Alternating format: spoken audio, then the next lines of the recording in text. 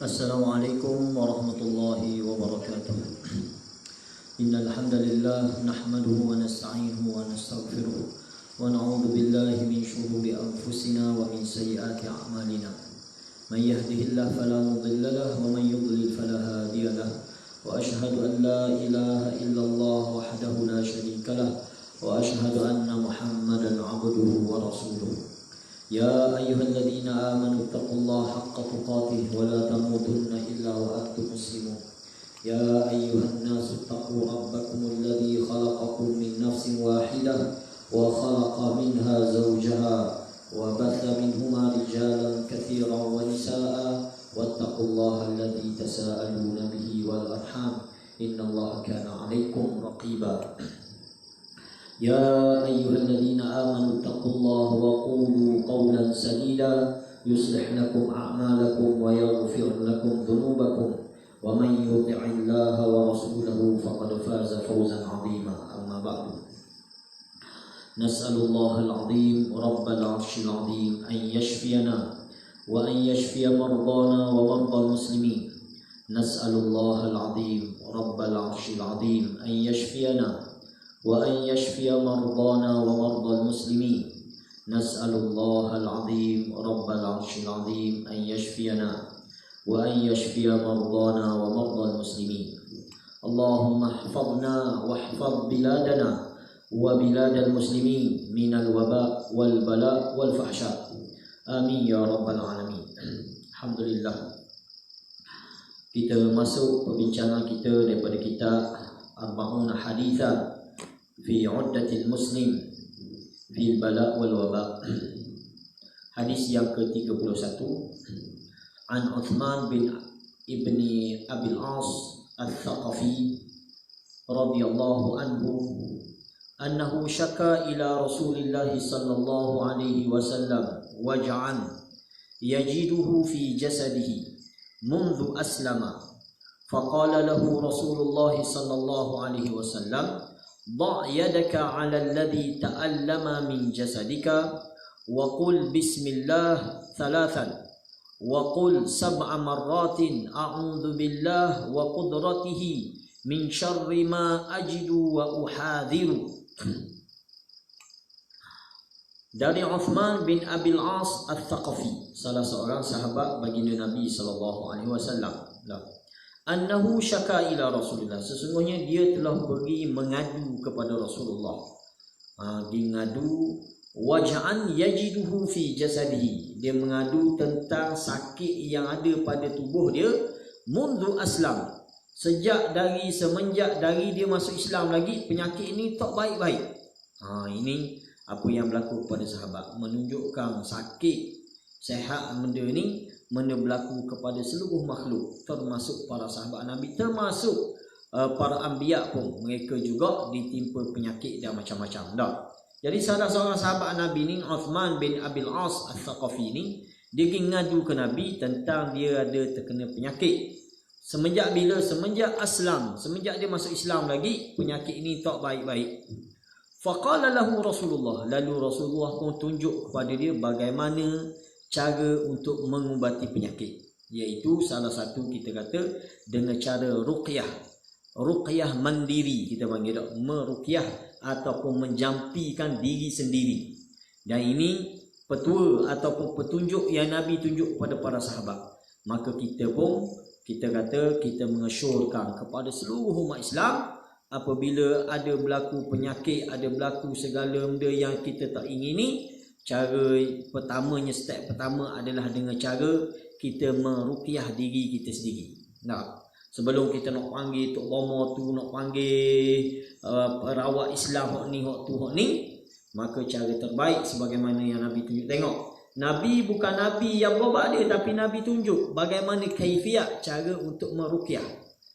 Dan kita, wahai pengamal-pengamal perubatan Islam ataupun kita kata orang-orang yang terlibat dengan benda ni, tolonglah ajar kepada pesakit-pesakit anda supaya mereka ni tahu reti untuk mengubat diri sendiri dengan cara meruqyah diri sendiri.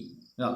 Hak kita nak berubat tu serah gi, sila gi. Tak, sebab kita dah sebut hadis-hadis yang lepas kita kata keharusan untuk kita berubat orang, keharusan untuk kita meruqyah orang, keharusan kita mengambil upah daripada ruqyah. Ini benda yang kita dah bincang daripada hadis-hadis yang lepas. Tetapi dalam masa yang sama, kita juga perlu amanah. Kita ajar kepada mereka supaya mereka boleh meruqyah diri sendiri bagaimana ruqyah yang diajar oleh baginda Nabi SAW. Kita tengok. Faqala lahu Rasulullah. Maka Rasulullah pun rayak ke dia, Rasulullah ajar kepada dia, "Da' yadaka 'ala alladhi ta'allam min jasadik." Mu letak tanganmu ni di tempat dekat tubuhmu yang sakit tadi. Mana sakit? Sakit pada kaki, letak di kaki. Sakit pada belakang, letak atas belakang. Sakit kat dada, letak kat dada. Wa qul, sambil kamu menyebut bismillah, bismillah, bismillah 3 kali. Ni cara ruqyah yang Nabi ajar.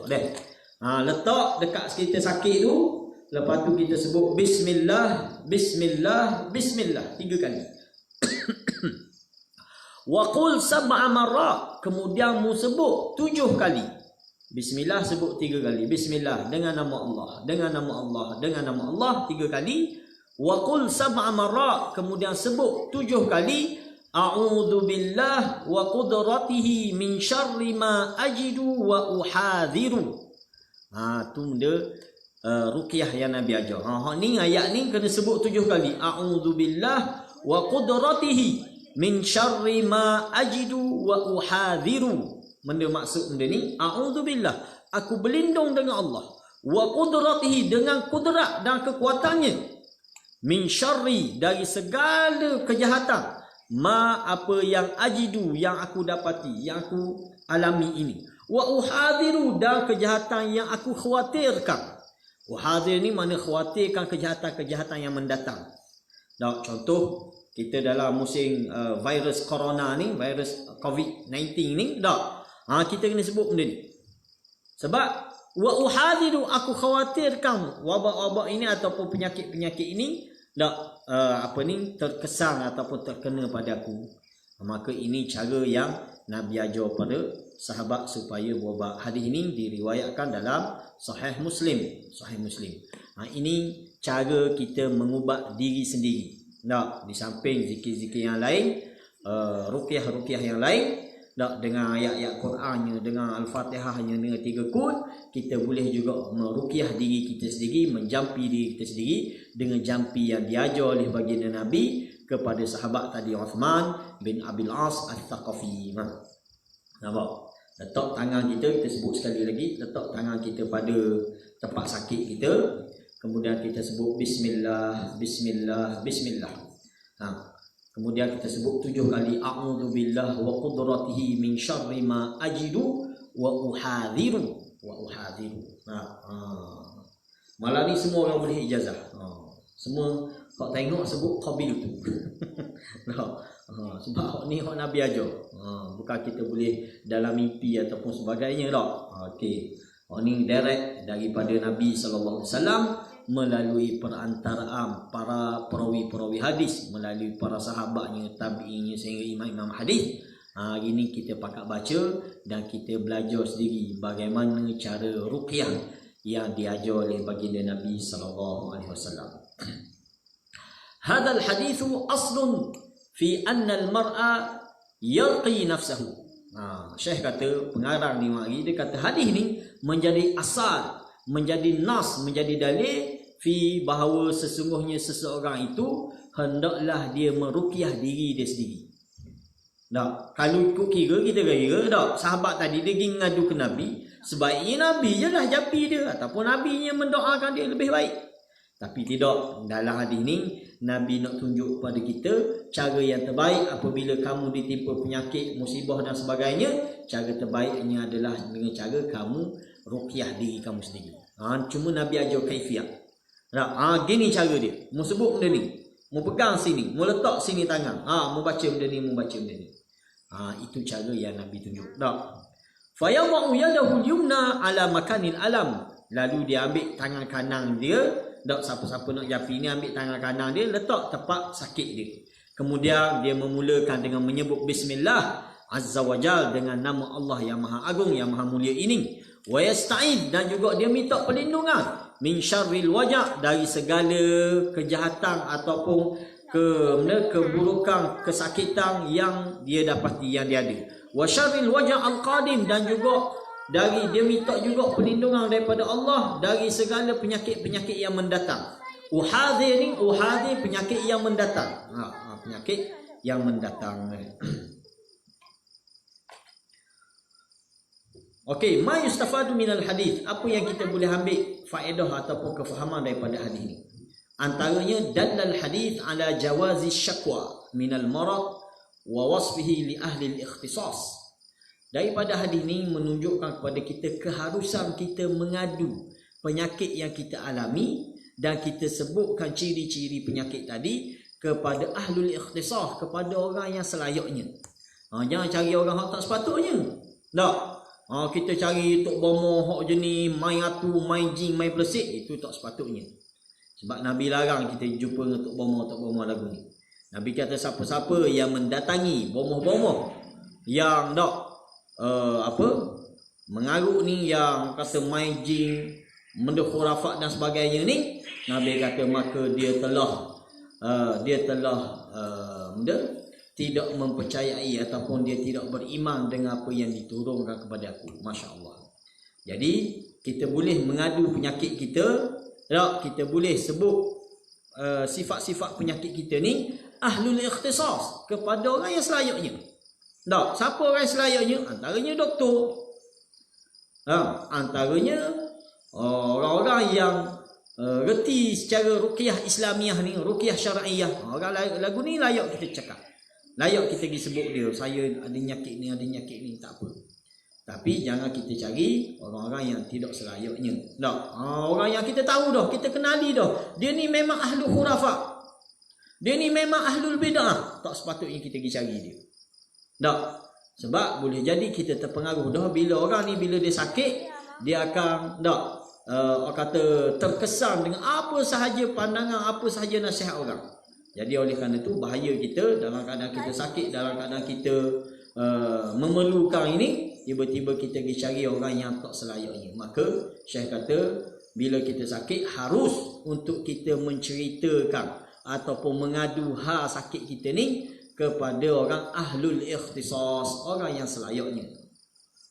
Talaban li sifatid dawa'in najib, kerana meminta supaya tunjuk kepada dia bagaimana untuk mendapat kesembuhan yang baik ataupun penawar untuk penyakit-penyakit ini. Dan ini dia kata, Syekh kata walaisa huwa minasyakwal madhmumah, dan ini pengaduan yang bukan dikategorikan pengaduan yang keji. Pengaduan yang harus, yang boleh kita buat. Innama huwa minal akhdhi bil asbab, dan ini cara untuk kita mengambil asbab allati khalaqaha Allah azza wa jalla, yang Allah telah ciptakan. Yang Allah telah ciptakan. Maka bukan kata salah kalau kita ni ada sakit, ada benda nak pergi ngadu hal, nak royak ke doktor, saya ni ada sakit ni, sakit ni. Tak royak orang-orang yang boleh meruqyah, saya ni ada sakit ni, sakit ni. Boleh, harus benda ni dia kata. Wa fil hadis anna ruqyah la takunu illa bi asma'illahi azza wa jalla wa sifatihi wa kalamihi rarbatan fi sihhatil ajsam. Daripada hadis ni juga kita boleh pelajari bahawa mana-mana ruqyah jampi yang Nabi ajar, jampi yang syar'i itu, dia tidak berlaku melainkan dengan nama-nama Allah, melainkan dengan sifat-sifat Allah ataupun kalam Allah. Kalam Allah. Rarbatan fi sihhatil ajsam, dan tujuan ruqyah ini untuk mendapat, orang kata benda, kesihatan tubuh badan daripada ataupun kesembuhan tubuh badan daripada penyakit. Daripada penyakit yang kita alami. Itu tujuan ruqyah. Oleh kerana itu kita bila kita nak tengok orang tu jampi yang benar, pasti jampi dia tu mesti ayat Quran. Dan ayat Quran pun dia baca betul lah. Jangan ada main baca kok balik pula, itu salah pula. Baca ayat Quran dengan bacaan yang benar. Jangan main baca kata benda ayat Quran tapi dengan bacaan yang salah. Dia takut ayat tu, takut ayat ni, ini tak boleh. Dia gabung situ, gabung sini, tak boleh. pastikan ayat-ayat Quran yang dibaca ayat Quran yang benar, yang dibaca dengan betul. Sifat-sifat Allah, nama-nama Allah. Jangan ada orang ada tok bomo, dia berobat orang dengan dia seru nama-nama selain daripada nama Allah. Ini salah kita tu. Contoh dia seru siapa? Dia seru Syekh Abdul Qadir Jailani contoh. Ataupun dia seru Nabi Khaidir contoh dalam jampi dia. Ini salah kita kata. Ada ruqyah yang Nabi ajar tak seru nama orang lain. Hatta nama Nabi pun kita tak boleh seru dalam ruqyah kita. Kita hanya seru nama Allah. Bismillah. Ya Hayyu ya Qayyum, ya Zal Jalali wal Ikram. Ini cara ruqyah yang benar. Itu pertama, kita menyeru nama-nama Allah ataupun sifat-sifat dia ataupun menyebut kalam dia dengan niat untuk mendapat kesembuhan, keberkatan daripada nama-nama serta sifat Allah ni untuk dapat kesembuhan. Isti'malu ruqyah kawasilatin min wasaili daf'il bala' wa kashfihi. Menggunakan jampi ni adalah wasilah. Adalah wasilah daripada wasilah-wasilah untuk kita menghalangi bala' ataupun mengangkat sesuatu bala, sesuatu wabak, iaitu dengan cara kita meruqyah diri. Ar-ruqyah min aqwa ma yu'aliju bihi al-awja'. Ruqyah adalah ataupun jampi ni adalah salah satu benda yang paling kuat untuk kita menyembuhkan penyakit. Bi syartil yaqin as-sahih, dengan syarat keyakinan yang sahih. Wa taufiqis sarih, dan taufik daripada Allah Subhanahu wa taala. Maka dengan ruqyah kita dapat mengubat. Dengan ruqyah ini kita dapat mengubat. Syarat ruqyah kena dengan syarat-syarat ni. Syarat yang kita kata mesti dengan kalam Allah, dengan nama-nama Allah, sifat Allah, dengan jampi-jampi yang datang daripada Nabi, yang warid daripada Nabi sallallahu alaihi wasallam, dengan bahasa yang difahami. Jangan main baca benda yang kita tak faham, kita seru benda yang kita tak tahu. Elokkan dia.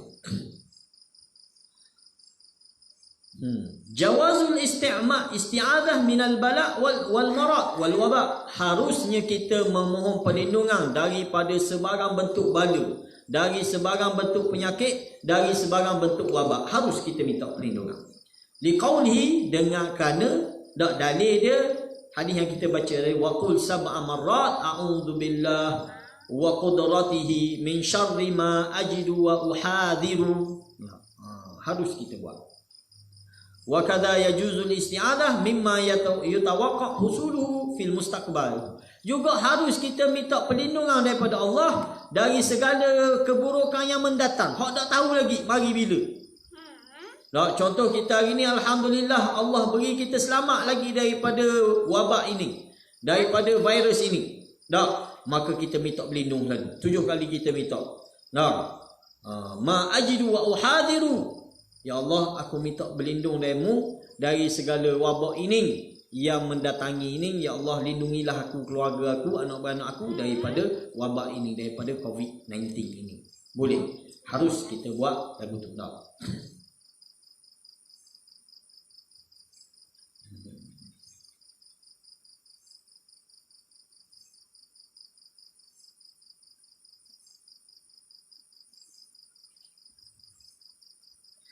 Okey, kita masuk hadis yang seterusnya. Bab al-isti'adzah minal waba' wal bala.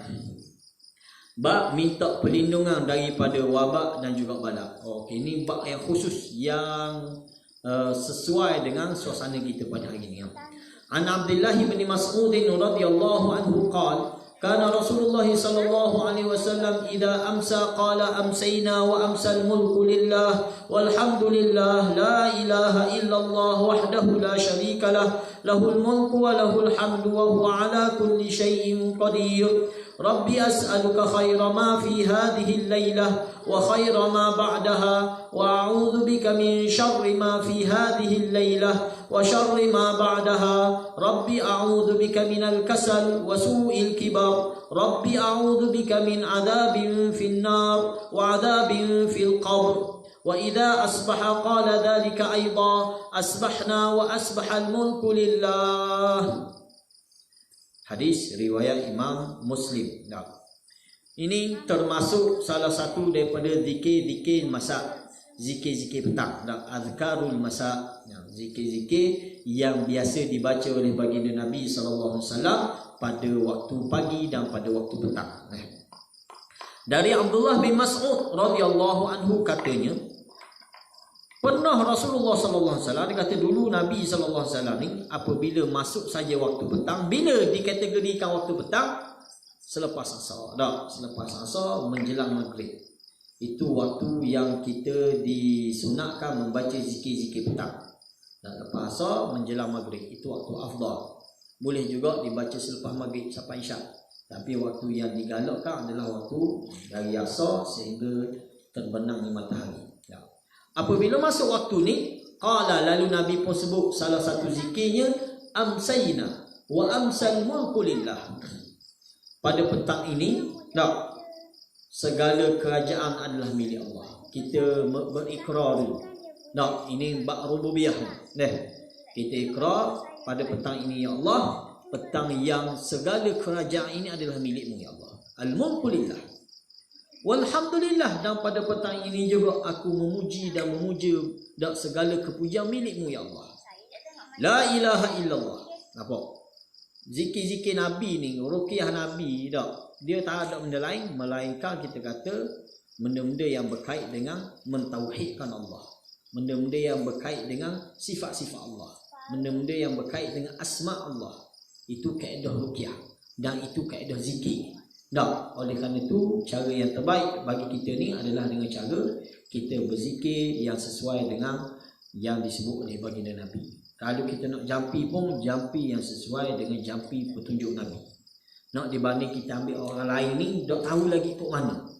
Maka cara terbaik, siapa pun kita, atas nama kumpulan ke, atas nama parti ke, atas nama benda, kita galakkan supaya berpadalah kita dengan zikir-zikir, ruqyah-ruqyah yang diajar oleh Nabi. Hatta bab doa sekali pun, kita kata, walaupun ulama mengharuskan kita ni berdoa dengan doa yang kita karang sendiri, yang kita ubah suai sendiri, dengan bahasa kita sendiri. Boleh, tak ada masalah. Keharusan benda ni. Tetapi yang digalakkan yang terbaik juga dalam bab doa, kita berdoa berdasarkan doa-doa yang terkandung dalam Al-Quran ataupun doa-doa yang dibaca oleh baginda Nabi sallallahu alaihi wasallam. Ini lebih baik. Percayalah, yakinlah, segala doa-doa, zikir-zikir Nabi ajar ni yang terbaik. Dan merangkumi segala benda yang kita nak minta. Saya ambil satu contoh lah. Ni sama-sama kita sebut. Doa-doa permohonan kita dalam semayang. Kita tengok. Antara doa yang penting kita baca dalam semayang, doa ketika duduk di antara dua sujud. Benda kita minta masa kita duduk di antara dua sujud. Pertama kita minta benda, Allahumma gfirli warhamni, wajburni wahdini wa'afini warzuqni, lagi warfa'ni. 7 kali kita minta. Allahumma gfirli, pertama kita minta, ya Allah, ampunilah aku. Memang kita memerlukan pengampunan Allah setiap hari, setiap masa, sebab kita buat dosa sama. Jadi dalam semayang Nabi ajar kepada kita, Allahumma gfirli, ya Allah, ampunilah aku. Warhamni, dan rahmatilah aku, berilah kasih sayangmu pada aku. Wajburni, dan cukupkanlah segala keperluan aku, ya Allah. Wajburni. Wahdini, tunjukkanlah aku jalan yang lurus. Wa'afini, dan sembuhkanlah aku dari segala penyakit. Warzuqni, berilah rezeki kepada aku. Warfa'ni, dan angkatlah darjat aku. Cukup dah lagi benda kita nak setiap hari? Memadai dah. Cukup melengkapi keperluan segala benda kita nak sehari tu. Dengan 7 kali kita minta dalam sembahyang. Tu baru zikir di antara dua sujud baru tu dah. Dak capur zikir dalam doa iftitah, dalam Fatihah kita, dalam rokok, dalam sujud kita, dalam tahiyat kita, masya-Allah. Sebab tu kita kata bersungguhlah kita minta dengan Tuhan dalam semayang sebelum kita nak bersungguh minta dengan Tuhan selepas semayang. Orang kita ni jadi masalah sikit, dia bersungguh doa selepas semayang. Hak dalam semayang dia tak cara, masya-Allah. Sedangkan hak dalam semayang itulah tempat utama permohonan kita kepada Allah. Sehingga Nabi kata tempat paling dekat seorang hamba dengan Tuhannya apabila dia duduk dalam keadaan bersujud kepada Allah. Maka Nabi kata perbanyakkanlah doa, perbanyakkan doa. Maka paning tolong kita pakat bersungguh berdoa dalam sembahyang kita. Doa hak mana ni? Utamakan doa hak Nabi ajar. Tak, doa hak Nabi ajar. Dalam tahiyat kita selepas habis tahiyat, selepas habis baca selawat, perbanyakkan doa yang Nabi ajar. Ya Allah, cukup banyak doa-doa yang Nabi ajar. Doa minta perlindungan daripada 4 perkara, doa minta supaya disabatkan dalam agama, doa minta supaya diberi kemudahan untuk bersyukur, untuk beribadah, untuk mengingati berzikir kepada Allah. Macam-macam doa yang Nabi ajar. Oleh kerana itu, kalau kita duduk beramal dengan zikir-zikir Nabi ni, cukup clear. Cukup clear insya-Allah. Tengok. Setiap petang Nabi sebut benda ni, amsayna wa amsal mulku lillah. Pada petang ini ya Allah, segala kerajaan milikmu. Ini ikrar kita, pengakuan kita. Bahawa segala kerajaan ini adalah milikmu ya Allah. Segala kepujian ini adalah milikmu ya Allah. La ilaha illallah. Tiada Tuhan, tiada ilah, tiada pemujaan, tiada penyembahan yang layak disembah melainkan-Mu saja ya Allah. Wahdahu la syarikalah, yang esa, yang tiada sekutu bagimu. Tiada sekutu dalam menyembuhkan penyakit, tiada sekutu dalam pentadbiran, dalam pengurusan. Tiada sekutu dalam penyembahan, tiada sekutu dalam ibadah, tiada sekutu. La syarikalah. Lahul mulk, baginya lah segala kerajaan, walahul hamd, baginya lah segala kepujian, wa huwa ala kulli syai'in qadir, dan dia berkuasa penuh di atas segala sesuatu. Masya-Allah. Semuanya zikir, semuanya mentauhidkan Allah, mentakdiskan Allah. Ini zikir yang Nabi ajar. Kaedah zikir yang Nabi ajar. Rabbi as'aluka, baru permohonan. Lepas dah menyatakan tauhid, berikrar dah mentauhidkan Allah pada rububiyah dia, pada uluhiyah, menyatakan asma' dia wa sifat dia, baru kita sebut permohonan. Rabbi, wahai Tuhan, as'aluka khaira ma fi hadhihi lailah. Ya Allah, aku memohon kepadamu sebarang bentuk kebaikan yang ada pada malam hari ini. Wa khaira ma ba'daha, dan juga segala kebaikan yang berlaku selepas pada itu, selepas pada malam ni. Kita minta kebaikan. Wa a'udzubika, dan aku minta berlindung denganmu ya Allah, min syarri ma fi hadhihi lailah, segala bentuk kejahatan yang ada pada malam ini. Wa syarri ma ba'daha, dan juga segala kejahatan yang berlaku selepas pada itu. Allah. Cukup baik cukup hebat doa zikir yang Nabi ajar. Rabbi, kita sebut lagi, wahai Tuhanku, a'udzubika, aku memohon kepadamu perlindungan kepadamu. Minal kasal, dari sebarang bentuk rasa malas. Nyakit malas ni nyakit tak ada obat gitu dia nyakit malas tak ada obat. Tak kiralah malas apa pun. Nak musim kita bercuti panjang ni, mari nyakit malas. Malas nak benda tu, malas nak benda ni, malas nak gerok. Faham? Jadi jadi kita minta berlindung. Ya Allah, aku berlindung kepadamu dari penyakit malas. Dalam syarah Syekh kata penyakit malas ni lah yang menyebabkan salah satu benda yang menghalang kita daripada melakukan ibadah. Betul, hari ni kita tak boleh sembahyang berjemaah. Tak boleh pergi surah sejid. Tapi adakah ibadah-ibadah lain tak boleh buat juga? Boleh dah. Zikir pagi petang kita boleh buat. Baca Quran kita boleh buat. Hatta menghafal Quran pun kita boleh buat. Baca zikir selepas solat kita boleh buat. Faham mana kita? Tak ada benda lain yang menghalangi kita hari ni. Nak kata sibuk tak sibuk dah. Tak ada kerja buat dah. Tiba-tiba tak boleh kau buka Quran. Tiba-tiba tak boleh kau baca zikir pagi petang. Tiba-tiba tak boleh kau zikir selepas sembahyang. Masya-Allah. Tak ada benda lain yang menghalangi kita, Syekh kata, melainkan adanya sikap malas. Jadi oleh kerana itu kita kena minta berlindung dengan Tuhan.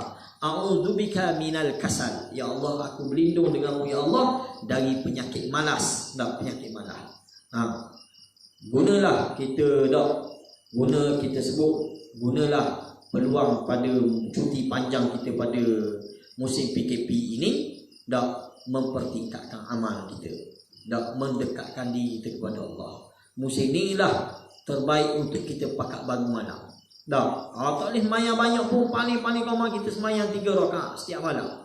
Jangan kita miss masa musim PKP ni, musim musibah ini, jangan kita miss daripada kita bangun tengah malam semayang qiyamul lail. Sebab esok kali kita tak ada benda dah. Kita bangun semayang 3 rakaat, kita memohon kepada Allah, bukan setakat memohon kepada kita saja, memohon kepada seluruh ahli keluarga kita dan juga seluruh masyarakat umat Islam. Baik di Malaysia dan luar negara, kita minta paling-paling kita minta Allahumma hfazna wahfaz biladana wa biladal muslimin minal waba wal bala wal fahsya. Ya Allah, peliharalah kami, peliharalah negara kami, peliharalah negara umat Islam dari wabak, dari bala, dari fahsya. Ini benda yang patut kita pakat kena buat. Saya semua ni pada diri sendiri, keluarga dan seluruh umat Islam, supaya kita pakat usahakan mempertingkatkan amal. Nak kita dah menghampiri Ramadan. Jangan sampai Ramadan tahun ni, oleh kerana kita tak boleh berjemaah di surau di masjid, tiba-tiba kita abaikan terawih. Ada orang jenis lagu tu, kalau dia tak boleh semayang berjemaah terawih, dia tak buat di rumah dia. Masya Allah.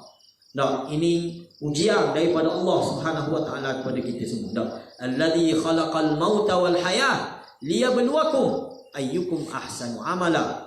Allah kata dialah yang menjadikan kematian dan juga kehidupan sebagai ujian untuk kita semua. Hari ini kita diuji dengan COVID-19 ini.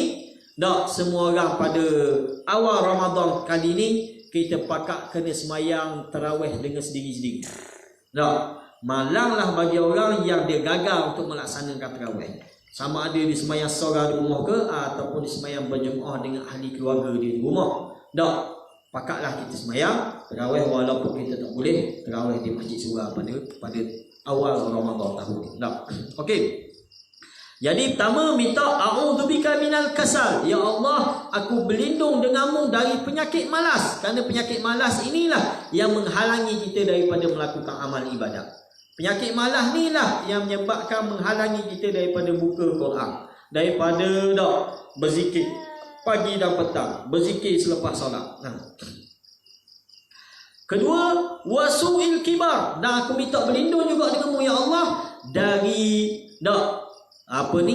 su'il kibar ini, nyanyuk, penyakit tua. Penyakit tua. Dan sebab ini salah satu Syekh kata dalam syarah dia, disebut ini salah satu benda yang menghalangi kita daripada melakukan ibadah. Orang sampai tahap tua yang orang kata tua sampai nyanyuk ke diri, dia tak boleh nak ibadah dah. Maka kita minta berlindung dengan Tuhan. Dua perkara ni, penyakit malas sekala, sehat tubuh badan, muda jetik muda getah lagi, tapi dah buat ibadah juga sebab malas. Time muda, time sehat ni malas nak ibadah. Tiba-tiba sampai satu tahap dah sampai mencecah tua dah. Sakit pinggang, ada gaut, ada kecil manis, ada darah tinggi, menyebabkan tak buat ibadah juga.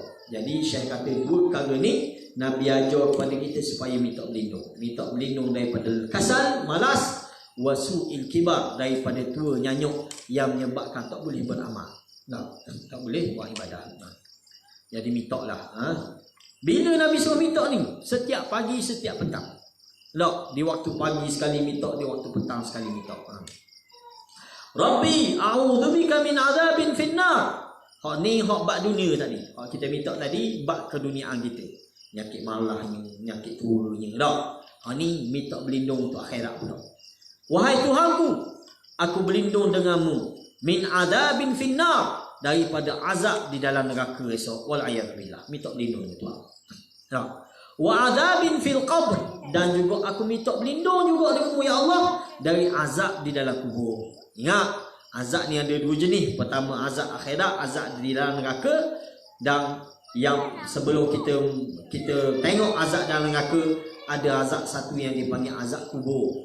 Azab kubur ni semua orang akan lalui. Baik orang kafir, baik orang Islam akan melalui azab kubur.